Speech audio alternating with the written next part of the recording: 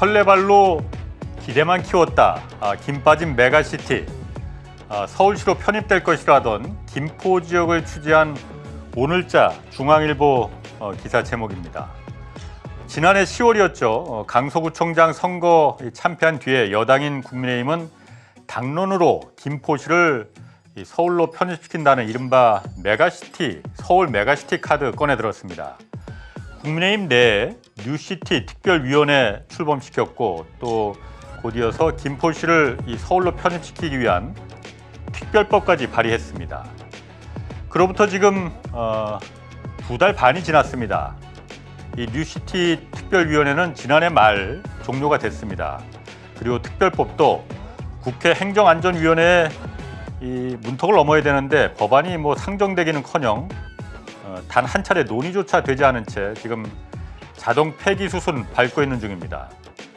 서울 편입을 위해서는 그 첫 관문인 김포시 주민 투표를 치러야 되는데 이게 법적으로 총선 60일 전인 다음 달 9일까지 치러야 한다고 합니다. 지금 이제 한 18일 정도 남았으니까 이 주민 투표도 사실상 물 건너갔다고 봐야 할 겁니다. 애초부터 지방을 죽이고 서울을 살리자는 이 국토 균형 발전에 역행하는 정책이란 그 논란이 있었고 또 이게 정말 충분한 정책적인 고려가 좀 있은 뒤에 나온 정책이냐, 총선만을 위해서 급조된 정책 아니냐 이런 비판도 받았습니다. 집권 여당이 당론으로 약속한 정책이었던 만큼 이거 어물쩍 넘어가서는 안 될 일입니다. 선거를 앞두고 있으니까 그럴 수도 있는 거지 이렇게 그냥 넘어가면 제2, 제3의 김포는 또다시 튀어나옵니다. 자, 홍사원의 경제쇼 출발하겠습니다. 저는 경제와 정의를 다잡는 홍반장, 기자 홍사원입니다.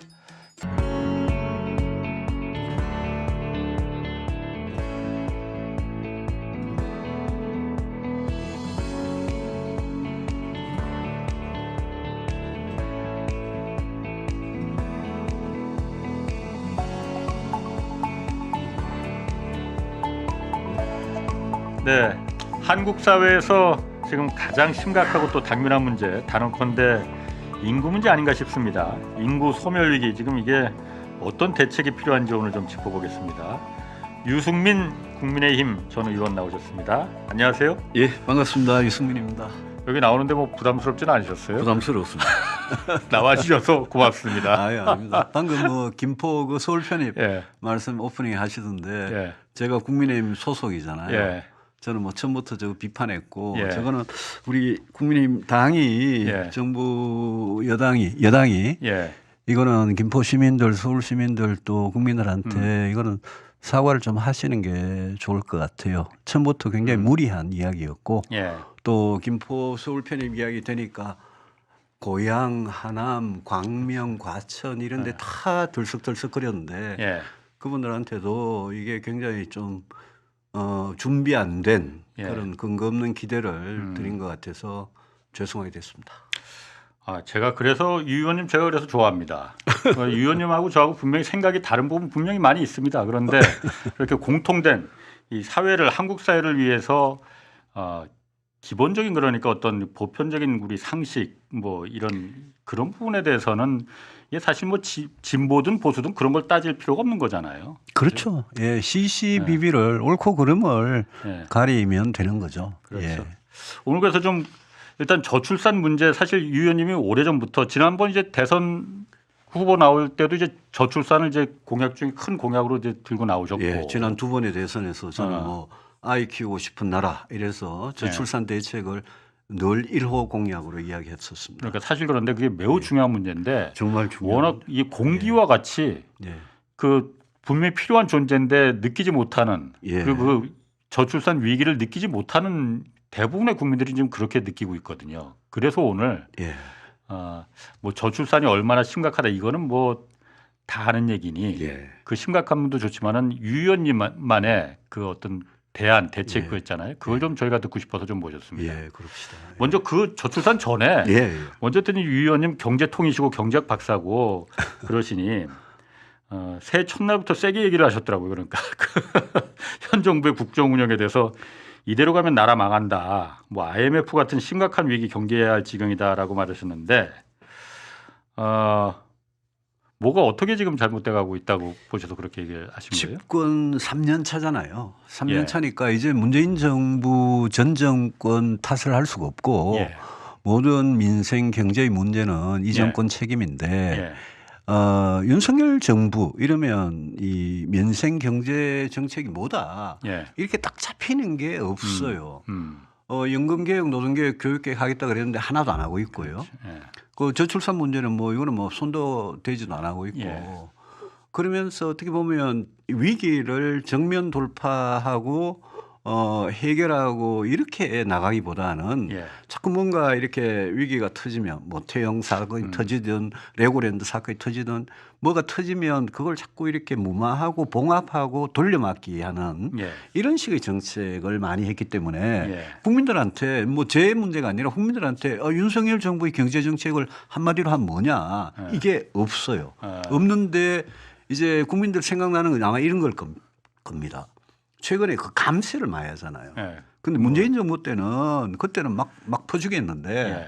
이 윤석열 정부 들어서는 그냥 막 깎아주기를 지금 하고 있거든요. 예. 그러니까 1년에 뭐 깎아주는 이것저것 깎아주는 게 많은데 그게 주로 보면 자영업자, 소상공인, 주식 투자자, 부동산 이렇게 집중이 돼 있고 예. 이게 지금 총선 전에 뭐 엄청나게 나오고 있고 이미 2년 전부터 법인세, 소득세, 종부세부터 시작해서 세금을 많이 깎아주다 보니까 이게 상속세도 얘기 나오고. 상속세 이야기도 나오고 그러니까 이게 누구를 위한 감세냐부터 시작해서 이 감세가 민생을 살리는데 지금 도움이 되느냐 또 윤석열 정부가 제일 강조하는 게 건전 재정이라는 거 아닙니까? 건전 재정이라는 거는 지출 쪽에도 그게 있지만 이 세금 쪽에도 세금 너무 깎아주면 건전 재정 안 되는 거죠. 그런 차원에서 걱정이 굉장히 많아요. 그런데 이제 제일 제가 걱정하는 거는 이런 뭐 저출산 인구 위기 문제나 이 연금 노동 교육 개혁 이런 개혁 문제 그것도 문제지만 지금 태형 그 PF 같은 거 부동산 PF 같은 거 터지는 거 보면 야 제가 IMF 위기라는 게요. 97년에 1월 달에 한보철강이 부도나 가지고 이 위기가 시작이 됐는데 그 당시에는 한보철강이라는 한 회사가 부도날 때는 어느 국민도 전문가도 이게 IMF 위기라는 게 곧 1년도 안 되는 기간 안에 터질 거라는 예상을 못 했습니다. 그냥 한보철강만의 문제라고 생각합니다. 그렇습니다. 미국에서 리만 브라더스 부도도 마찬가지고요. 그래서 지금도 그런 위기가 이 터질 만한 시한폭탄은 도처에 지뢰가 이렇게 막 널려 있습니다. 어디 널려 있느냐? 가계부채에 널려 있고 기업 부채에 널려 있고 도처에 널려 있는데 이거를 윤석열 정부답게 보수 정권답게 부실한 부분을 수술을 이렇게 구조조정을 해나가면서 우리 경제를 점점 이렇게 체질 개선을 해나가는 이런 쪽의 본격적인 그런 대책을 왜 안 할까? 저는 그게 굉장히 불만이죠. 왜 안 한다고 생각하세요? 그거는 일단 급한 불은 일단 급한 불만 끄고보자는 아까 제가 이야기한 뒤로 돌려막기 뒤로 미루고 그런 게 문재인 정부 때부터 계속되어 왔는데 이 정부도 다른 게 없어요. 제가 그건 하나 좀 물어보고 싶어요. 요즘 어쨌든 대통령이 연일 그 민생 토론회 뭐 사실 업무 보고가 이런 형식도 난 처음인데 뭐 어쨌든 대화하는 형식 뭐 그 자체는 그렇게 뭐 폄하할 건 없어요. 그럼요. 그런데 그래서 대통령이 직접 정책을 이제 발표를 해버리잖아요. 정부 부처의 예전 같은 뭐 장관이나 아니면 실국장이 할 거를 이제 대통령이 직접 이제 나도 하는데 말씀하신 대로 주로 감세 정책을 많이 합니다. 그런데 주로 대부분 보면은 뭐 법인세도 법인세는 이번은 아니지만 어쨌든 이번에 정부의 그 감세 정책의 다 기조를 보면은 서민들을 위한 직접적인 감세보다는 부유층들을 위한 그 감세 정책들이 많단 말이에요. 종부세도 그렇고 이번에 상속세 뭐 얘기 나오는 것도 그렇고 금융투자소득세도 그렇고. 근데 정부에서는 그걸 결국 서민들을 위한 이게 정책이다. 서민들한테 다 이익이 돌아간다고 하잖아요.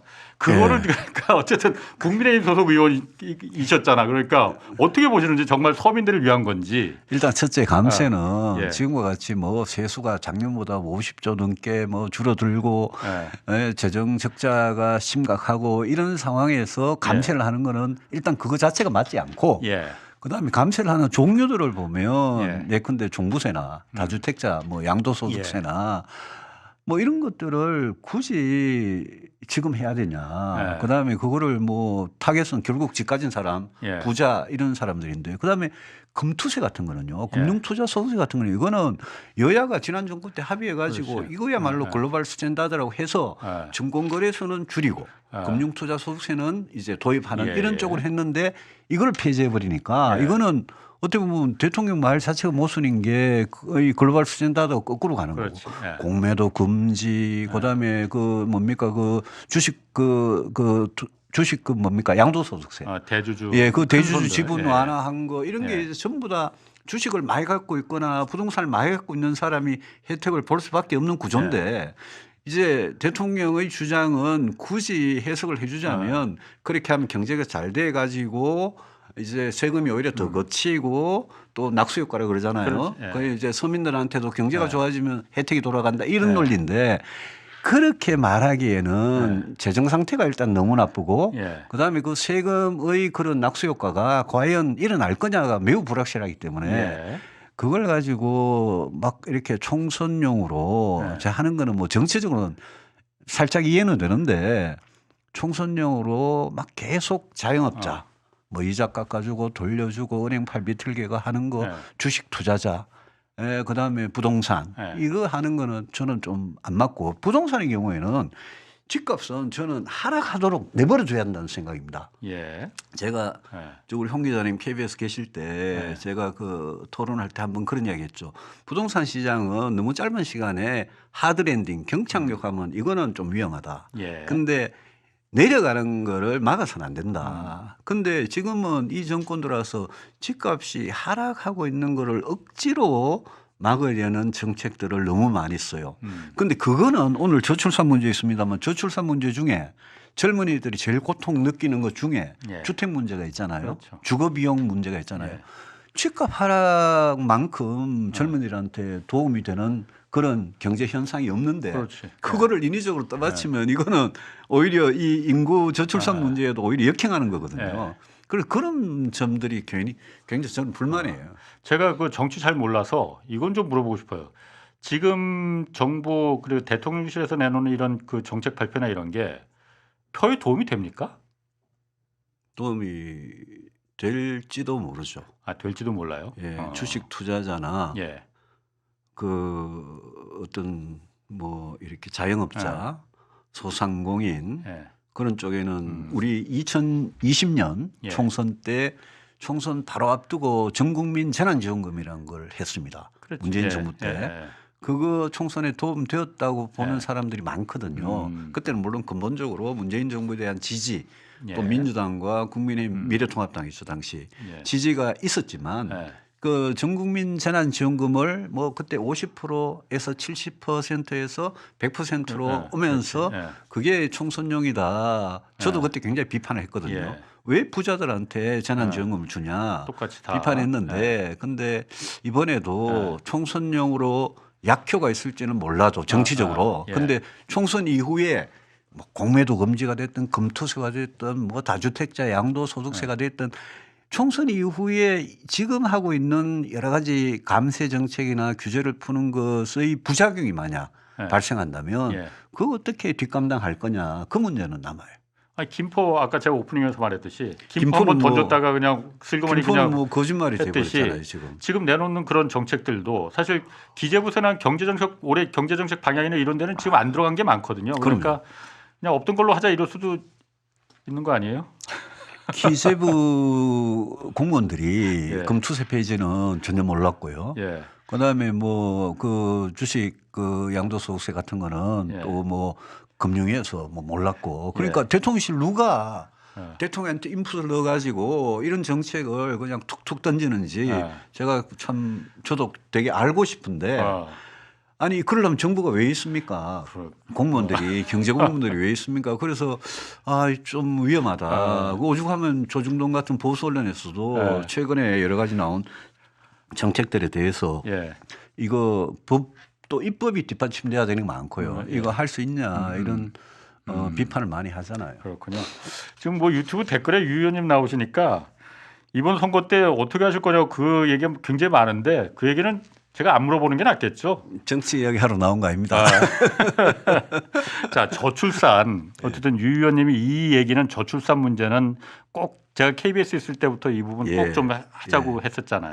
그래서 제가 좀 모셨는데 일단 지금 한국의 1인당 그 출산율이 0.78명이에요. 그러니까 계속 줄어들 수밖에 없는 구조잖아요. 근데 이게 제가 저출산 문제가 갑자기 이렇게 막 튀어나온 것 같거든요. 한때 우리가 일본이 저출산 문제로 고생했었는데 한국이 그보다 더 심각한 상황이 돼버렸잖아요.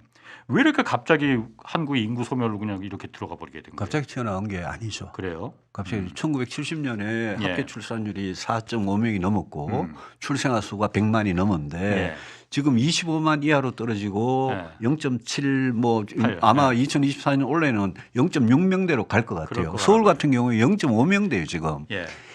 이게 문제가 심각한 거는 뭐 알고 있는 사람은 알고 있었지만 첫째 국민들은 내 문제가 아니잖아요. 그렇지. 한참 뒤에 문제잖아요. 내 지금 당장 오늘 내 먹고 살기도 힘들어 죽겠는데 내 보고 지금 30년 후 50년 후 대한민국을 걱정하란 말이냐. 저는 그거 맞다고 생각합니다. 일단 자기가 살아야 되니까. 그렇지. 정치권에서는요. 저출산 대책이라는 게 인구 정책이라는 게 이게 별 표가 안 돼요. 정치권에서는 방금 아까 말씀하신 뭐 감세 규제 완화에 뭐 단통법에 대형마트 규제 뭐 이런 거는 사람들이 관심을 갖는데 앞으로 2050년, 2070년에 대한민국 인구 문제를 해결하기 위해서 우리가 이걸 지금 해야 됩니다라고 정치인이 주장하면 그러면 국민들이 그래 말은 맞는데 그게 표로 연결이 안 돼요. 그래서 정치인들은 관심이 없어요. 이게 일종의 아주 그 지금과 미래의 시차라 그럴까요? 이런 것 때문에 관심이 없었던 측면이 있는데 근데 세계적으로 워낙 심각한 유례가 없는 저출산이 이제 최근에 몇 년 사이에 계속되다 보니까 한국에서 이제는 언론이 관심을 가진 것 같아요. 그래서 제가 지난해 보면 지난해 내내 보수 언론이든 진보 언론이든 막 시리즈로 인구 문제 위기다, 대한민국 소멸이다, 지방 소멸이다 이러면서 어지간한 언론에서 굉장히 시리즈로 막 이걸 다루기 시작했어요. 저는 그렇게라도 된 게 만시지탄이지만 잘 됐다고 생각하는 게 언론이 이렇게 문제 제기를 하니까 이제 국민들도 그래 그 문제의 심각성을 어지간한 국민들은 이제 받아들이세요. 그래서 여론조사 어떤 거 보면 저출산 문제가 제일 중요한 심각한 문제다라는 데 굉장히 동의를 해 주세요. 문제는 이제 어떻게 이거를 그러면 해결할 거냐. 거기에 얼마나 국민들이 에너지를 모아주고 정치권이 거기에 합의를 해 주느냐인데 거기까지는 아직 안 왔죠.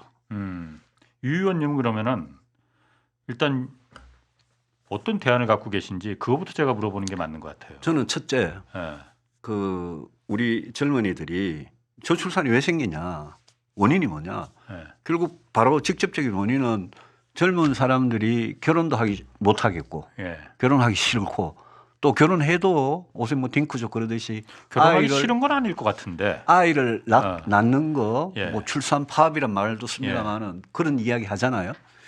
근데 우리 젊은이들 중에요 뭐 결혼하고 아이 낳고 하는 문제를 무슨 뭐 나라의 미래를 위해서라는 애국심의 호소가 강요할 수 있는 문제 아니잖아요. 그 저는 대책의 근본은 우리 젊은이들 중에 방금 말씀하신 대로 결혼을 내가 여유만 있으면 내가 능력만 되면 결혼하고 싶다.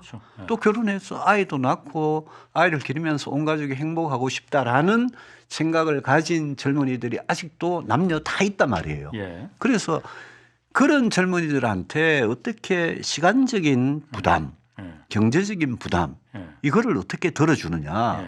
저는 그게 정책의 핵심이라고 보고 우리나라가 그걸 많이 하는 것 같아도 전혀 아닌 게 OECD에서 우리보다 훨씬 더 저출산 문제를 잘 해결한 나라들하고 비교를 해보면 우리는 인구 대책, 저출산 대책에 대해서 국가가 정부가 투자를 하고 사회적으로 투자를 하고 기업이 나서고 하는 게 너무너무 약해요. 이제까지 지금도 약해요. 그래요? 그럼요. 일단 뭐 그 금액으로만 보면은 꽤 많은 돈을 쓰는데 한 1년에 50조 원 쓴다고 하는데. 50조 원이라는 거는 2023년, 2022년에는 50조씩 썼어요. 예. 그런데 2006년에 예. 노무현 대통령께서 이 문제를 처음 진지하게 좀 생각을 하고 저출산 고령사회 기본법하고 위원회를 만들었어요. 2006년에. 그때부터 시작해 가지고 바로 작년까지 지난해까지 380조 원 정도를 썼는데 그중에 한 100조 원은 지난 2년은 쓴 거고 그전에는 1년에 평균 한 20조 정도 썼다고 봅니다. 근데 그 예산 안에요. 예컨대 이런 겁니다. 50조 원을 쓰면요. 2022년 예산이 한 51조쯤 되는데 저출산 예산이 그중에 절반가량이 무슨 전세 대출 주택 매입에 대해서 다주택 뭐 빌라 임대 매입해 가지고 이런 주거 쪽으로 썼기 때문에 그냥 말만 갖다 붙인 거구나. 예, 그러니까 야 이게 다 따져보면 이게 진짜 저출산 예산 맞나 싶을 정도로 했기 때문에 우리가 OECD에 우리보다 앞서서 이 문제를 겪고 이 문제를 해결한 나라들에 비해서 우리가 절대 많이 쓰고 있는 게 아니다. 그 지금보다 훨씬 많이 투자해야 된다.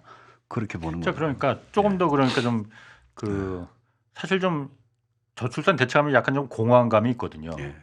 좀 구체적으로 유 의원님만의 그 어떤 좀 그 킬러 좀 대책 그런 게 좀 뭐가 있을까? 저는 뭐 오래전부터 시간과 돈이라고 제가 그랬잖아요. 그러니까 출산휴가, 육아휴직, 유연근무 뭐 이런 것들이 전부 다 시간과 돈의 문제인데 잘하는 나라들은 보면요. 일단 시간을 줍니다. 왜냐하면 자기 아이는 자기가 키우고 싶잖아요. 그러니까 예컨대 뭐 아침 일찍 가가지고 오후 일찍 퇴근하는 유연근무제나 집에서 근무할 수 있으면 집에서 근무하는 거나 뭐 주 5일을 주 4일로 한번 이렇게 바꿔 본다든지 이런 노력을 하는 게 저는 제도적으로 굉장히 중요하다고 생각하고 엄마 아빠가 자기 아이를 자기가 키울 수 있도록 시간을 늘려주는 정책 이게 우리가 갖고 있는 직장하고 내 일자리하고 어떻게 양립을 하느냐 이게 일가정 양립 아닙니까? 그거를 프랑스나 최근에는 일본도 그렇고 스웨덴이나 이런 나라들은 굉장히 잘합니다. 우리도 그쪽으로 가야 되는데 그거는 법 제도만 바꿔서 되는 게 아니고 정부가 그렇게 하기 어려운 기업들 있잖아요. 중소기업들이 특히 그럴 겁니다. 그런 기업들한테 정부가 엄청난 지원을 해줘야 되고요. 그다음에 기업들 자체가 저는 기업의 역할이 굉장히 중요하다고 봅니다. 기업들이 대기업부터 시작해서 중소기업까지 아주 작은 소기업까지도 아주 유연하게 근무해가지고 직장에 다니는 엄마 아빠가 아이를 돌볼 수 있는 여러 가지 제도들. 그래서 제가 육아휴직 3년이라는 걸 제가 7년 전부터 공약을 했는데 육아휴직 3년을 지금 공무원하고 교사는 하고 있어요. 육아휴직 3년이라는 게 뭘 3년이라는 저는 이제 아이가 18세가 될 때까지 3년을 몇 번에 나눠서 쓸 수 있도록 하되 엄마 아빠한테 공통적으로. 그런데 지금 공무원들은 교사들은 이걸 하고 있는데 민간 기업들은 1년인데 1년도 지금 눈치 보여서 못 쓰잖아요. 이거를 안 바꿔주면 해결이 시간 문제가 해결이 안 되고 또 육아휴직을 가면 돈 문제가 당연히 생기는 소득이 줄어들잖아요. 그때 육아휴직 급여 같은 거 어떻게 해주느냐 이런 게 전부 다 시간과 돈의 문제거든요. 이런 문제가 저는 이게 제가 그 성경 말씀인데 뭐 하늘 아래 태양 아래 새로운 것이 없다. Nothing new under the sun이라는 그게 있는데 우리가 너무 막 획기적이고 독창적이고 기발한 아이디어 내려고 그러지 말고 성공한 나라들의 사례를 벤치마킹 하자고 늘 주장하는데 제가 가장 주목하는 나라가 프랑스입니다. 프랑스가요 불과 한 120, 30년 전에 우리하고 똑같은 이런 문제를 이야기했습니다. 민족의 자살이다. 출산 파업이다. 이러면서 프랑스가 이런 이야기를 했는데 그 프랑스가 지난 한 100년에 걸쳐 가지고 계속 제도를 발전시키면서 일종의 가족 정책을 가족 수당이라는 걸 우리 지금 이야기하는 뭐 보육료 지원이나 아동수당이나 이런 것들인데 가족 수당을 진짜 국민들 개개인의 소득, 자산, 직업에 촘촘하게 맞춰가지고 그걸 쭉 발전을 시켜왔어요. 예. 프랑스에 제가 또 하나 배우자고 싶은 게 박스라는 겁니다. 박스가 뭐냐면 시민연대협약이라는 건데요. 예. 박 시빌 더 솔리다리티라는 건데 솔리다리테라는 건데 이게 요즘 우리나라에도 정치인 중에 그런 법안을 내시는 분들이 있어요. 생활 동반자법 내지는 등록 혼인 제도 이런 식으로 해가지고 이게 뭐냐면 왜 결혼을 꼭 해야 아이를 낳느냐. 결혼이라는 제도 바깥에서도 비혼 출산도 허용하자. 아, 결혼하지 않고? 결혼하지 않고 동거만 해도 그렇게 태어난 아이한테도 결혼해서 태어난 아이하고 똑같은 그런 혜택을 국가가 줘야 된다. 그게 주거든 교육 보육이든 뭐든. 그게 프랑스에서 박스라는 제도로 1999년부터 했어요. 예. 프랑스에는 비혼 출생아 비중이 60%가 넘습니다. 우리는 일본하고 우리는 2.5% 수준이에요. 근데 결혼이란 제도에 대해서 예. 가족이라는 개념에 대해서 우리가 다시 생각하기 시작하면 이거 뭐 기독교 목사님들이 되게 싫어하는 소리긴 한데 근데 꼭 결혼이라는 게 비용이 많이 들잖아요. 예. 결혼식을 해야 되고 이혼하는 과정에서도 또 엄청난 비용이 들잖아요. 그거를 아니 프랑스나 스웨덴이 그래 해요. 왜 굳이 결혼을 해야 아이로 인정을 해주고 국가의 여러 가지 저출산 대책 혜택을 받을 수 있느냐. 그래서 저는 프랑스 박스 제도 같은 거를 도입을 하자. 이런 걸 미혼모를 그냥 이거 똑 인정해주고 지원해주고 미혼모만의 문제가 아닙니다. 미혼모라는 거는 싱글맘 이야기인데 싱글 데이디도 있을 수 있고요. 그다음에 결혼의 관청에 등록을 안 해도 그냥 박스라는 제도는 시민연대 협약이라는 거는 등록혼만 되면 그러니까 결혼이라는 제도 안에서의 부부가 아니라 같이 사는 동반자, 동거자만 돼도 아이를 키우는 젊은 아빠, 엄마 같으면 그거는 지원을 해주자라는 거죠. 똑같이. 인구를 늘리기 위해서. 그렇죠. 뭐 한국 사회에서 어쨌든 그냥 제가 언뜻 듣기에도 약간 그거 쉽지 않겠는데 그 생각 드는데. 아니 근데 그런 식으로 발상의 전환을 하지 않으면 저는 이 문제 해결하기 힘들다고 봅니다.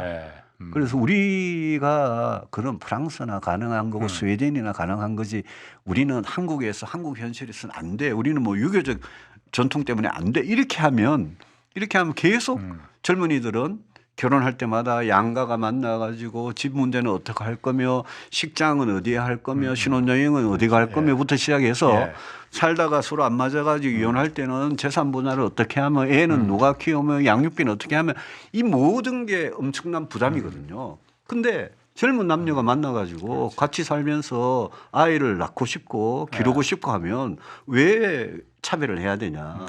그래서 이런 대책을 포함해서 저는 근본적으로 바꿀 게 굉장히 많다고 봅니다. 그런데 아까 잠깐 말씀하셨지만 그 부분도 좋은 그러니까 우리 사회에 던져볼 수 있을 만한 충분한 화두는 될 수 있을 것 같아요. 그런데 아까 말씀하신 대로 프랑스나 이쪽도 그렇고 서유럽 같은 경우에 그 금전적인 지원을 아까 좀 얘기하셨잖아요. 많이 합니다. 그러니까 우리나라도 지금 그런 얘기 많이 나오잖아요. 그렇습니다. 애 낳으면 뭐 돈 주고 이런 거. 누구는 그렇게 말합니다. 야, 돈 준다고 애 낳지 않아라고 하는데 어떻습니까? 그 부분은 제가 사실 잘 판단을 못 하겠더라고요. 사람의 가치관이나 결혼에 대한 자기 인생관이나 또 결혼이라는 데 대한 출산에 대한 아이에 대한 무슨 인식, 의식 이런 거를 이야기하면서 요즘은 그런 게 많이 바뀌어가지고 젊은이들 중에 결혼하기 싫다, 결혼해도 아예 안 낳을 거다라는 퍼센트가 엄청나게 늘어난 건 사실이죠. 그렇지만 제가 아까 처음에 이야기했듯이 그럼에도 불구하고 대한민국의 많은 젊은이들은 내가 시간적으로 경제적으로 여유만 된다면 결혼하고 또 여유만 된다면 아이를 낳고 싶다라는 이야기를 하거든요. 그게 안 되니까 안 제가 하는 정책의 일단 1차적인 타겟을 이 의사가 있는 젊은이들 이분들을 상대로 하다 보면 그러면 의사가 없다가도 이렇게 뭐랄까요, 이렇게 전념이라는 표현이 이상하고 그런 인식이 확대돼서 파급된다 이거죠. 저는 충분히 가능하다 봅니다. 그러면은 지금 사실 인구 문제도 그렇지만 인구 문제가 뭐 한두 문제 잘못돼서 지금 그거로 되는 게 아니라 다 엮여 있는 거잖아요. 예. 유 의원님 그 부분도 그러니까 굉장히 주력하시잖아요. 그러니까 인구 문제뿐만이 아니고 지역 소멸 문제, 예. 지역 소멸이 바로 인구 문제하고 직관적으로 지금 연결이 돼 있는 문제잖아요. 지역 소멸은 바로 인구 소멸인데 어. 지방에서의 인구 소멸이 예. 서울, 인천, 경기 수도권에서 인구 소멸보다 훨씬 앞서서 심각하죠. 시작이 이미 돼 가지고 예. 지금 서울에 사시는 분들 저 경북이든 전라남도든 네. 가서 농촌에 가보면 네. 농촌에 어지간한 중소 도시들 예. 읍면리 단위의 마을들은 이제는 뭐 거의 뭐 사라지고 예. 그거는 뭐 학교도 없고 예. 그렇게 되고 있죠. 예.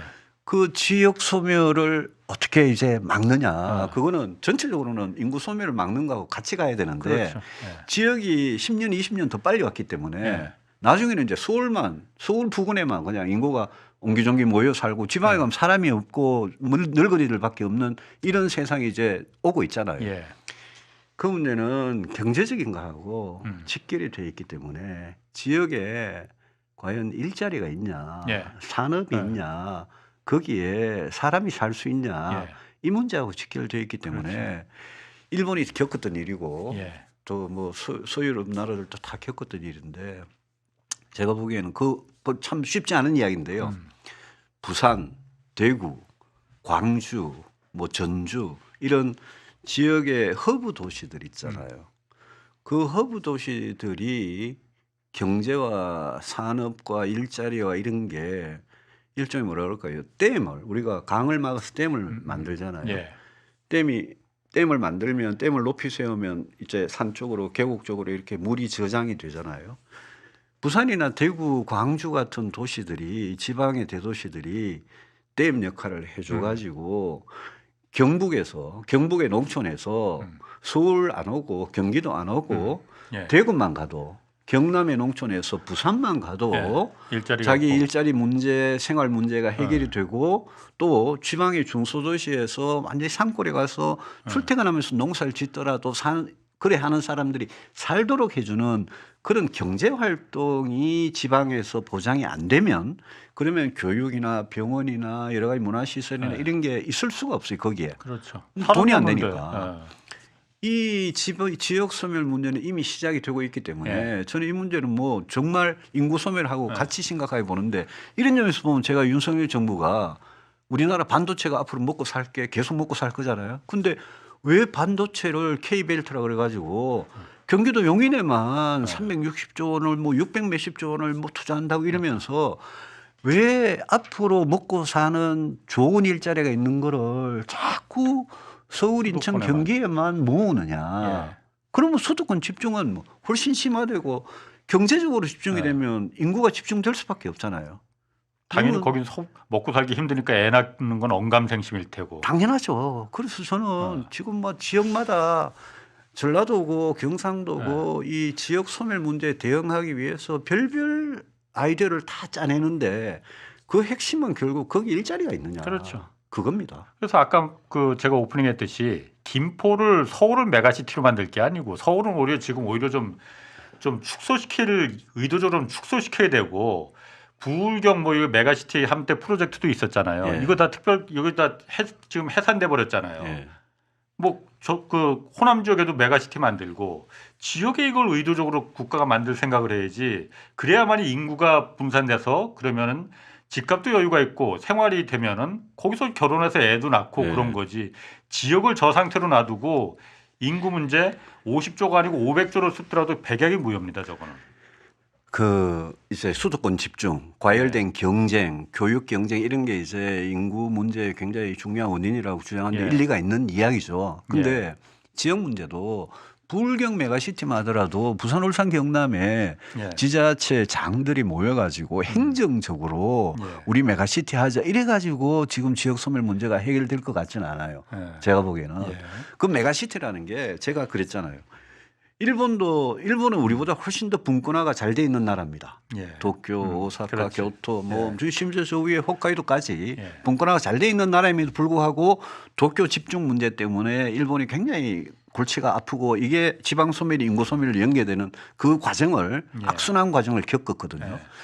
우리 지금 딱 겪고 있잖아요, 지금. 예. 그러면 부산, 대구, 광주, 뭐 전주 이 지방 대도시들이 어떻게 살아나느냐? 그냥 행정적인 메가시티만 광역화만 한다고 되는 게 아니고 거기에 오죽하면 노무현 대통령 때 혁신도시 이래가 공기업 공공기관을 지방으로 막 강제로 내려보냈잖아요. 예. 예. 또 세종시에는 정부를 강제로 내려보내고. 예. 근데 그것만 갖고는 턱없이 부족하거든요.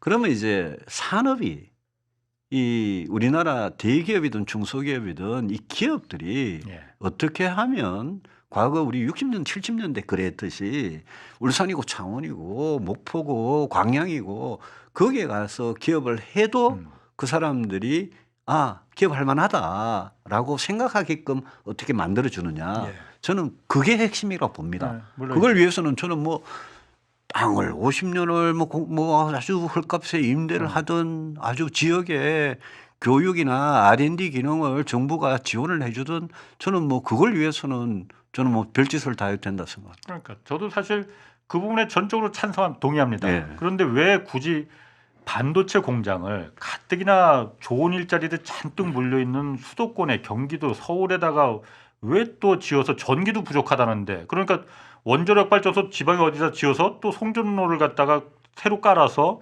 전기를 공급하겠다. 지방에는 그럼 경기도에 원자력 발전소를 짓든가 그러면. 제가 지난 대선 후보 경선 때 네. 윤석열 당시 후보하고 이 문제 가지고 되게 한번 다퉜는데요. 반도체 가지고. 뭐 그것만 갖고 다투는 것 같지는 않던데요. 뭐 여러 가지로 다투었죠. 근데 아니 반도체를 지금 용인이고 평택이고 지금 경기도에 플러스 충청도 일부에 있는 메모리 반도체 공장들 팹이라고 그러죠. 이것만 가지고 저는 수도권에 이미 충분히 반도체가 많이 몰려 있어요. 그렇지. 그러면 정부가 R&D를 지원한다든지 해가지고 뭐 비메모리를 육성시킨다. 이런 거는 경북대나 전남대나 부산대에 핵심 인력을 양성을 하면서 국토 남부에 반도체 미래도시를 하나 만들어서 우리가 반도체에 약한 비메모리 분야 이쪽은 그쪽에서 하자. 그게 박정희 대통령이 자동차고 중공업이고 저 남부에 하던 거하고 비슷한 개념이잖아요. 거기에 대해서 전력이 있냐 용수가 있냐 이러면서 그리고 결국 윤석열 대통령이 돼가지고 지금 경기도에다 하잖아요.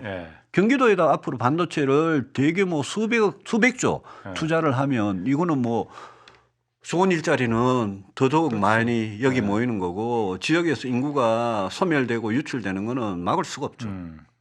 그 정부에서도 그러니까 범정부 인구정책 기획단이라는 걸 작년에 이제 출범을 시켰어요. 그래서 여기서 뭐 여러 가지 정책을 내놓긴 내놨습니다. 그리고 가장 좀 특별하다고 할까? 좀 당장 3월부터 이게 시작된다는데 저출산 대책으로다가 그 외국인 가사도우미 도입한다고 했어요. 그래서 일단 필리핀에서 가사도우미 100명이 서울에 시범적으로 들어온다는데 이게 저출산 대책으로 이거 도움이 되는 건지 어떻게 보십니까 이런 부분은? 필리핀 여성들이 싱가포르, 홍콩에 가사 도우미로 가가지고 100만 원이 안 되는 돈으로 받아가면서 그게 필리핀 여성한테는 그게 큰 돈이라서 가기는 갔는데 그렇게 하는 외국인 가사 도우미 정책이 싱가포르하고 홍콩이 우리나라하고 비슷하게 출산율이 제일 낮은 나라입니다. 그 도시국가라서 그건 쉽게 그냥 비교는 안 하는데 그래도 제일 낮은 나라입니다. 그래서 그게 싱가포르나 홍콩의 출산율을 높이는 데 도움이 됐다. 그 증거는 전혀 없고요. 저는 아니 가사 도우미라는 게 그렇잖아요. 가사 도우미라는 게 뭐 지금은 우리나라 지금 한국인 가사 도우미를 쓰거나 아니면 중국 동포 가사 도우미를 쓰는 그게 이제 돈이 굉장히 부담이 많아요. 부담이 많고 어지간한 사람 뭐 월급의 상당 부분을 그냥 갖다 박아야 되는 그래서 부담이 많은데 가사 도우미를 싸게 할 수 있는 뭐 그런 여건이 된다면 좋지만 우리나라 임금 수준이 굉장히 올라와 가지고 그 사람들을 아주 차별적으로 일부러 낮추지 않은 한은 최저임금만 주더라도 월 200이 넘잖아요. 그래서 이게 우리나라의 뭐 일부 중산층 이상의 일부 맞벌이 부부한테는 좀 도움이 될지 몰라도 저출산 대책으로 이게 그렇게 저는 뭐 저 맞지 않다라고 비판도 했고요. 맞지 않다고 보고 지금 서울시하고 정부가 시범 사업을 하는데 예. 처음에는 월 38만 원에서 76만 원 사이를 주면 된다. 이렇게 최저임금의 예외로 예. 해가지고 아이디어가 시작이 된 그거는 안 된다. 그러니까 최저임금 예외로 놓자 이거는. 최저임금 예외로 넣으면 그럼 베트남, 필리핀 여성이 여기 와서 가사도우미로 하는 거하고 아니면 제조업에 가가 일하는 거하고 임금 차이가 천지 차이인데. 그쪽도 당연히 다 그럼 풀어주게 돼 있습니다. 그러면. 그렇죠. 그럼 그거를 외국인을 진짜 최저임금의 예외로 그래 할 수 있냐. 이 문제가 있기 때문에 쉽지 않다고 보고 최저임금을 적용해서 하면 어떤 문제가 발생하는가 하면 그런 외국인 가사도우미를 쓸 수 있는 가정이 굉장히 많지는 않을 거예요. 그렇지. 그래서 그거는 우리 그 아이 돌봄이라는 게 있습니다. 집에 가서 돌봐주는 제도. 그다음에는 뭐 어디 어린이집이나 유치원에 보내는 게 있고 이렇게 있으면 가정에서 키우든 어린이집 보내든 그 이제 두 가지가 그거는 부모가 선택을 하는데 그것 자체를 모든 국민들한테 도와주는 정책으로 나가야지 외국인 가사도우미를 최저임금 이상으로 쓸 수 있는 가정에만 국한해서 하는 정책은 저는 이 문제를 근본적으로 해결하는 데 도움 안 될 거다라고 보는 거죠. 그러니까 어쨌든 이 부분이 이제 이런 게 아까 말씀하셨듯이 저출산 대책으로 이런 부분이 그냥 무늬만 저출산을 이제 포장을 한 거 아닌가. 그거보다는 오늘 제가 뉴스에 보니까 서울시 의회에서 저출산 대책을 할 때 그 소득 제한이라는 게 있습니다. 무슨 말이냐면 뭐 주거든 뭐 육아든 이런 지원을 해드리고 대출이든 이런 지원을 해드리는데 뭐 부부 합산 연소득 얼마 이상은 안 해줍니다. 이하라에 됩니다. 이런 소득 제한이 있는데 오늘 서울시의회에서 소득 제한을 철폐하겠다라는 이야기를 했는데 저는 그거는 상당히 긍정적으로 봅니다. 왜 그러냐면요.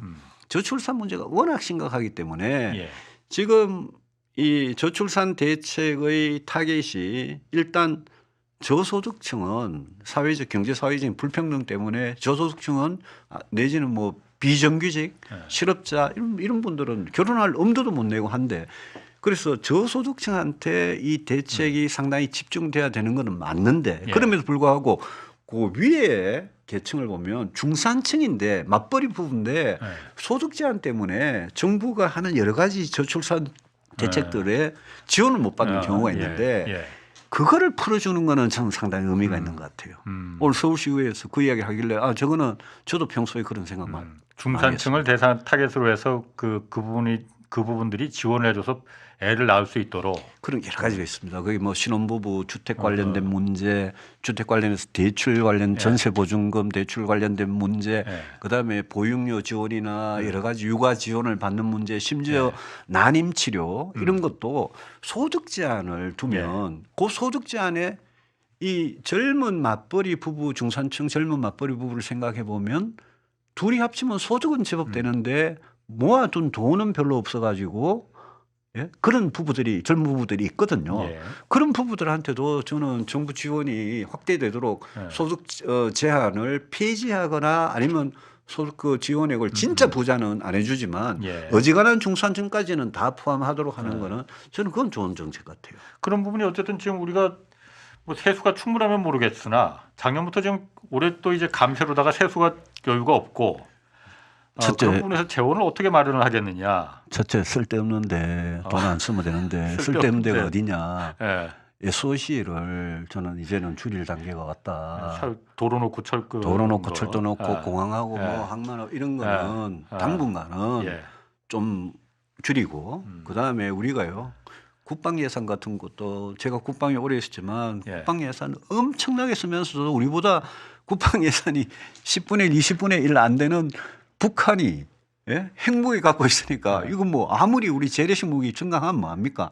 그러니까 그런 것들을 정부 예산을 다 보고 우리가 쓸데없는데 쓰는 돈을 일단 아끼고 그다음에는 또 한 가지 발상의 전환이 필요한 게 지금 국가 부채 비율이 국가 채무가 GDP에서 차지하는 비율이 51% 정도 되는데 저는 앞으로 10년 안에 뭐 20년을 잡아도 좋고요. 이 인구 위기 문제를 해결하기 위해서는 저는 국가 부채 비율이 80% 90% 올라가도 저는 관계없다는 생각입니다. 이거는 문제 해결하면은 인구 문제를 해결하기 위한 투자. 이거는 저는 진짜 미래를 위한 투자가 예. 확실한 투자이기 때문에 예.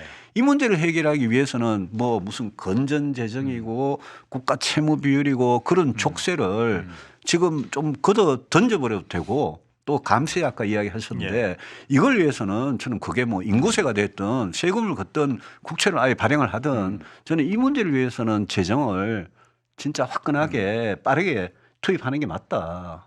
그렇게 그러니까 그건 정책 판단이 문제예요. 저도 그러니까 인구 문제 해결을 위해서 지금 이게 워낙 한국 사회에서 심각한 문제고 곧 이제 이것 때문에 나라가 절단나게 생겼으니 나라 망합니다. 예. 정말 나라 망할 것 같아요. 예. 이렇게 가다가. 예. 그러니 이 부분에 대해서 돈을 아낌없이 쓰도록 하는데 지금처럼 지금도 50조를 쓴다는데 이게 보니까 전부 저출산 말만 무늬만 저출산 대책이지 뭐 전부 다 이상한 대로 다 그 말만 포장만 저출산으로 들어가는 정책 예산이잖아요. 이런 거 말고 진짜 저출산 예산으로 진짜 쓰라 이거지. 예. 대통령하고 여당 야당이 예. 딱 모여가지고 예. 정권이 바뀌어도 보수가 잡든 진보가 잡든 정권이 바뀌어도 바뀌지 않을 예. 저출생 대책에 대해서 예. 그 예산을 이제까지 쓴 거 비효율적이라고 말씀하셨는데 50조 안에 예. 그 안에 뭐 사실 이 저출산 대책이라고 할 수 없는 예산들도 막 그 안에 집어넣어놨어요. 예. 그렇게 막 부풀려 가지고 이야기하지 말고 예. 진짜 필요한 예산이 뭐냐 예. 이걸 위해서는 우리 무조건 어떤 뭐 재정 건전성이나 이런 족쇄를 던져버리고 예. 진짜 합의를 쓰자 이래가지고 정책을 마련하되 제가 아까 그랬잖아요. 태양 아래 새로운 게 없다고. 예. 저는 프랑스를 벤치마킹하라고 끊임없이 주장한 이유가 프랑스가 우리하고 똑같은 과정을 겪었습니다. 일본도 최근에 일본도 굉장히 우리가 벤치마킹할 부분이 많습니다. 프랑스, 스웨덴, 일본 이 세 나라 정도만 우리가 벤치마킹해서 우리 실정에 맞게 그걸 변형시켜 가지고 할 수 있으면 저는 윤석열 대통령께서 괜히 재벌 총수들 불러 다니면서 어디 부산 가서 떡볶이 먹고 무슨 엑스포 유치한다 그러지 말고 재벌 총수들이 진짜 도와줘야 될 거. 또 중소기업 뭐 협동조합 중앙회 이런 거 있잖아요. 그거 진짜 도와줘야 될 거는 기업들이 도와줘야 될 거는 이거를 같이 하는 거예요. 정치권하고. 예. 그러면 정치권하고 정부하고 정치권하고 그다음에 기업들이 아, 우리 대한민국의 미래를 위해서 이런 걸 하는데 정부가 이만큼 돈을 쓰고 효율적인 정책을 할 테니까 기업은 이런 걸 해 주십시오. 기업은 육아휴직 갔다 왔다고 뭐 차별하고 네. 예, 날려버리고 예, 막 구박 주고 이런 거 하지 말고 근무제도도 아침 뭐 유연하게 아침 일찍 하든지 오후 늦게 하든지 하도록 해주고 기업들도 이런 변화를 주도를 해 주십시오. 장기적으로 보면 기업들도 인구가 있어야지 뭐 사람도 뽑고 소비자도 있고 이런 거 아니겠습니까?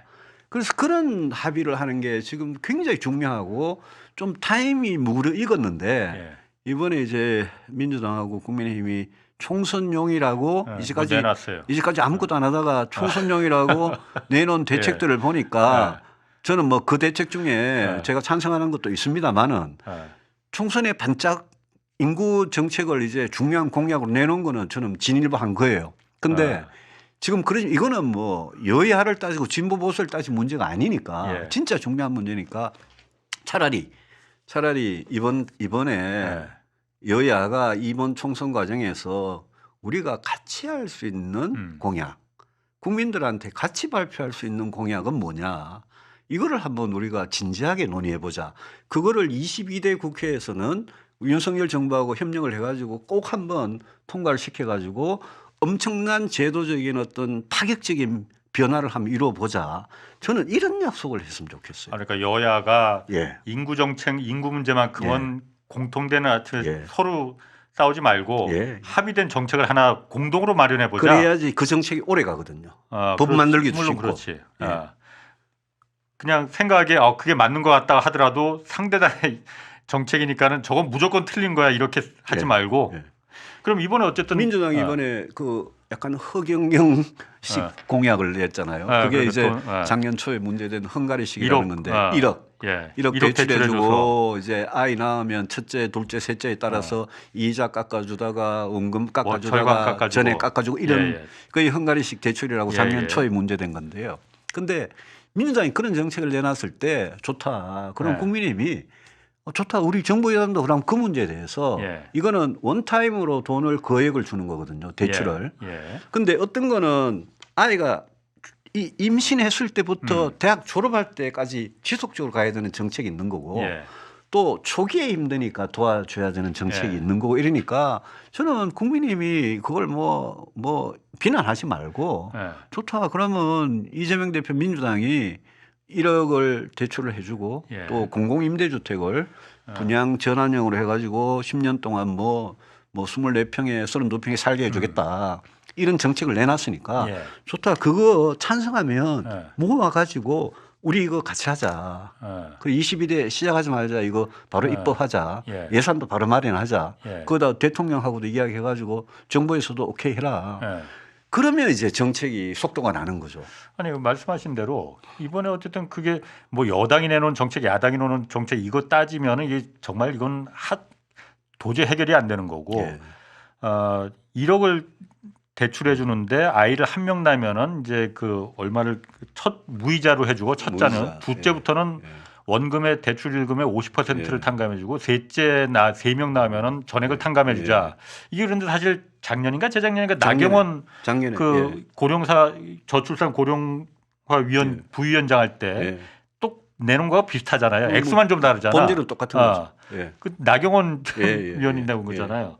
그러면은 여든 야든 예. 이거는 공통적으로 그 공유할 수 있는 같이 생각할 수 있는 정책인 것 같은데 말씀하신 대로 이분은 여야가 그거 괜찮네 상대당이 내놓은 거긴 하지만은 아니면 민주당에서 그럼 그 국민의힘에서 이번에 똑같이 뭘 내놨으니까 거기서 내놓은 거 같이 해서 공통 공약으로 다 좀 하든가. 저는 그랬으면 좋겠어요. 그리고 그게 그러면 이제 그러려면 공통경으로 하려면 따져봐야죠. 예. 과연 아이가 이렇게 임신을 해가지고 출산할 때 그때 이렇게 원샷으로 예. 이렇게 거액의 돈을 1억이 됐든 2억이 됐든 이거를 대출해 주는데 도와주는 게 이게 좋으냐? 예. 그 이제 정책의 타당성. 예. 에다가 어떤 거는 내가 프랑스 이야기를 계속합니다만 프랑스 같은 경우에는 막 아주 계속 지속적으로 반복적으로 가족을 도와주는 가족 수당들이 있거든요. 예. 그런 정책으로 세금을 쓰는 게 좋으냐에 대해서 이렇게 같이 비교를 해보고 뭐 둘 다 필요하다 싶으면 둘 다 할 수도 있는 거잖아요.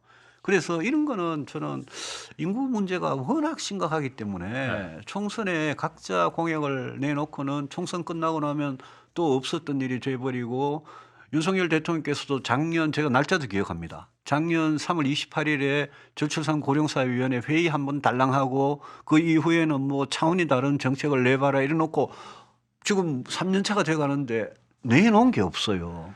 그러니까 대통령이 애도 없고 뭐. 아니 거기 애가 없다는 이야기가 왜 나오십니까? 근데 대통령께서 진짜 이 문제를 심각하게 생각하시고 그러면 역대 박근혜 정부 문재인 정부에서도 계속 이 문제는 방치되었던 문제니까 근데 상황은 점점 심각해지잖아요. 그러니까 이 문제 진짜 심각하게 생각하시면 저는 이번 총선을 계기로 우리 정치권이 이런 중요한 국가의 미래와 전망에 관련된 이런 문제는 뭔가 구체적으로 합의를 해내고 바로 실행하고 예산을 뒷받침하고 법제도를 뒷받침할 수 있는 이런 쪽으로 가자. 그랬으면 좋겠다. 그거는 한번 좀 제가 물어볼게요. 어쨌든 그 아까 프랑스도 말하고 뭐 아까 헝가리 대식 방북식도 말씀하셨지만은 뭐 이라고 그러죠. 이게 그 어쨌든 애를 낳으면은 금전적인 보상이 있겠다 주겠다는 거잖아요. 이게 효과가 있습니까? 실제로 저는 다른 있다고 나라에 뭐 그 정도 돈은 우리가 재정을 투입할 가치가 있다. 돈 준다고 애 낳나 예. 이렇게 반발하는 젊은이들 있다는 거 잘 압니다. 예. 그런데 또 한편 나는 경제적 시간적 부담 때문에 결혼하고 아이 낳는 거 포기할 수밖에 없어. 라고 생각하는 젊은이들도 다수 존재합니다. 후자의 젊은이들을 위해서 저출산 대책이 존재하고 그분들이 경제적 시간적 돈과 시간의 부담을 덜고 결혼해서 아이 낳고 행복하게 잘 살 수 있도록 또 아까 제가 과격하게나마 저 박스 이야기를 했지만 비혼의 경우에도 결혼이란 제도에 얽매이지 말자. 이런 거를 좀 이렇게 발상의 전환을 해 나가지 않으면 저는 문제 해결을 언제 하겠습니까? 이민 확대 대책도 좀 얘기가 나오는데 그 부분은 좀 어떻습니까? 이민은 저는 이민 찬성론자입니다. 예. 그부터 분명히 밝혀야 되겠는데 예. 저는 이민의 문호를 예. 활짝 개방해야 된다고 생각을 합니다. 예. 그리고 저는 이미 뭐 우리 대한민국은 단일 민족 국가가 아닙니다. 이미 뭐 많은 인종들이 여기 와서 살고 있고 다문화 가정이 많고 예. 그런데 이민이 궁극적인 저출산 문제의 해결 방법은 결코 아니다. 지금 우리나라의 높은 임금을 보고 5년, 10년 여기 와서 일하고 돈 벌고 본국으로 돌아가겠다라는 단기 노동자들은 많습니다. 그렇죠. 그거는 예. 동남아 국가에서 특히 많습니다. 예. 중국에서 많습니다. 그런데 대한민국이 우리가 아메리칸 드림이라는 이야기 하잖아요. 그럼 코리안 드림이라는 게 대한민국이 정말 내가 열심히 땀 흘려 일해 가지고 성실하게 돈을 벌어서 집도 사고 또 배우자도 만나 가지고 행복한 가정을 꾸리고 살고 싶고 내일이 오늘보다 더 나을 것 같은 그런 희망찬 나라로 이 외국에 예? 이민을 우리 대한민국으로 이민 올 걸 생각하는 사람들은 비치느냐? 그거는 우리 스스로 자문을 해봐야 됩니다.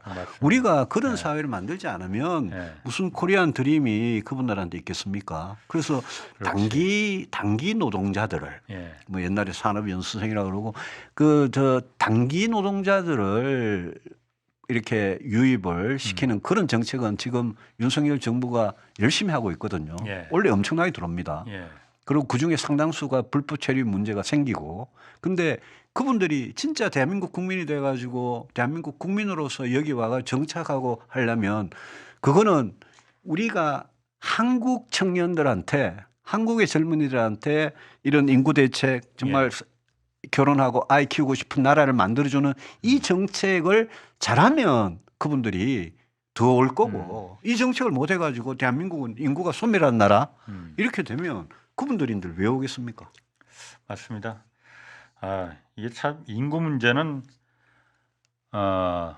얘기하면 할수록 답은 없지만은 아까 말씀하신 대로 정말 그 왕도는 없다. 새로운 거 없지만은 그 부분에 대해서 제대로 된 정책을 안 했기 때문에 지금 이 상황이 된 거. 아주 획기적이고 뭐 한 방에 그런 건 없다. 인구 문제를 해결하는 건 없지만 저는 정답은 분명히 있고 우리가 그동안 투자한 시간과 노력과 돈은 그 정답에 훨씬 못 미치는 부족한 거다. 그게 제 판단입니다. 알겠습니다. 오늘 좋은 얘기 잘 들었고 앞으로도 정치하시면서 그런 그 철학과 같이 계속 좀 잊지 마시기 바랍니다. 좋은 정치 그리고 좀 부탁드리고요. 고맙습니다. 고맙습니다. 유승민 국민의힘 전 의원이었습니다.